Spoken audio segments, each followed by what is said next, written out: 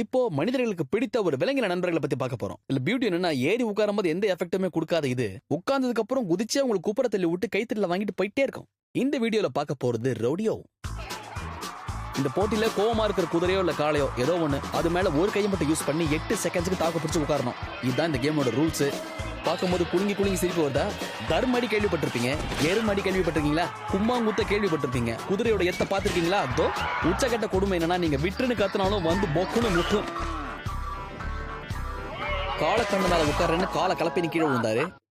இந்த போட்டியில பாத்தீங்கன்னா நம்ம ஒத்த கையை மட்டும் தான் யூஸ் பண்ண முடியும். இதனால இதுக்கு பின்னாடி இருக்கிற சயின்ஸோட ட்விஸ்ட நீங்க நிச்சயமா தெரிஞ்சுக்கணும்.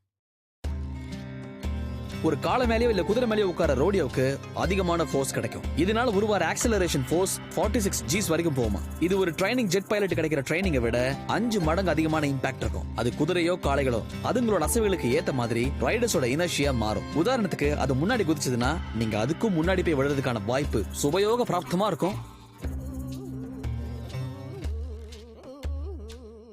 ஒரு ப்ரொஃபஷனல் ரோடியோ இனர்ஷியாவோட எஃபெக்ட்ல தப்பிச்சுக்கிறதுக்காக அவங்களோட சென்டர் ஆஃப் மாஸ மிருகங்களோட அசைவுகளுக்கு ஏத்த மாதிரி கவுண்டராக்ட் பண்ணிப்பாங்க. ஒருவேளை அந்த காலை தன்னோட பின்பக்கத்தை தூக்கிச்சுன்னா அதே நேரத்துல ரோடியோவும் தன் உடம்போட வெயிட்ட பின்பக்கமா கொண்டு போவாரு. அதே மாதிரி முன்னாடி எகிரிச்சுன்னா உடம்ப முன்னாடி கொண்டு வந்துருவாங்க.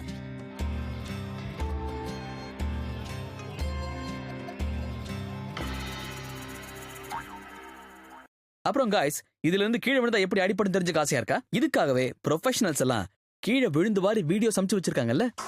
இந்த ஷோல சில ஸ்டூபிடான எக்ஸ்பெரிமெண்ட்ஸ் பண்றதுக்காக நம்ம முன்னாடி சில பேர் வந்திருக்காங்க. ஃபர்ஸ்ட் ஜோரா கை தட்டுங்க. இவங்களுக்கு இனர்ஷியாங்கிறது இஞ்சி முட்டாய் மாதிரி, கிராவிட்டிங்கிறது கடலை முட்டாய் மாதிரி, சயின்ஸே சர்பத்துங்கிற மாதிரி. அப்புறம் என்ன விடுங்க. என்னங்க நட்ட டைட் பண்ணுமா? சுரத்தங்க அட்ரா அட்ரா ஆன்டி மண்ட ஒர்ரா ஒர்ரா.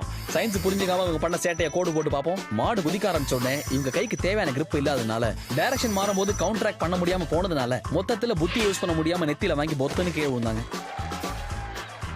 என்ன ஆனாலும் கீழே விழ மாட்டான்னு காலை மேல கவலையே இல்லாம உட்கார்ந்துருக்காரு இந்த கட்டிடம் காளை.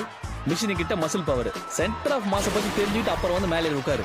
கிளம்பு ஆண்டி ஏண்டி. ஒரு ரோடியோ மாதிரி விளையாடியானா உள்ள ரேடியோ இருக்கான்னு உன்னையார் பார்க்க சொன்னது. அடுத்தது காலை மேல குந்தன கும்கி யானை. ஐயோ, இந்த ஜம்போ ஆண்டிய குட்டி கர்நாடிக்கு வச்ச காளைக்கு தான் நம்ம கோப்பையை கொடுக்கணும். முக்கியமா இந்த மாதிரி விஷயத்துல சர்ப்ரைஸ் எலிமெண்ட் ஒன்னு இருக்குங்க. அதை புரிஞ்சுக்காம காலை முதுகு காலியா இருக்க நேரம் உட்கார கூடாது. அது என்னன்னு இங்க பார்த்து தெரிஞ்சுக்கங்க. இங்க பாத்தீங்களா, இவரும் ஜெயிக்கணும் தான் வந்திருக்காரு. ஆனா காலை இவருக்கு மேல இன்டெலிஜென்ட். இந்த மாதிரி ஒரே டைரக்ஷன்ல சுத்தினா உட்கார்ந்தவருக்கு தலை சுத்த ஆரம்பிச்சிருக்கும். ஆனா பட்டுன டைரக்ஷனை மாத்தினா என்ன ஆகும்? பச்சக்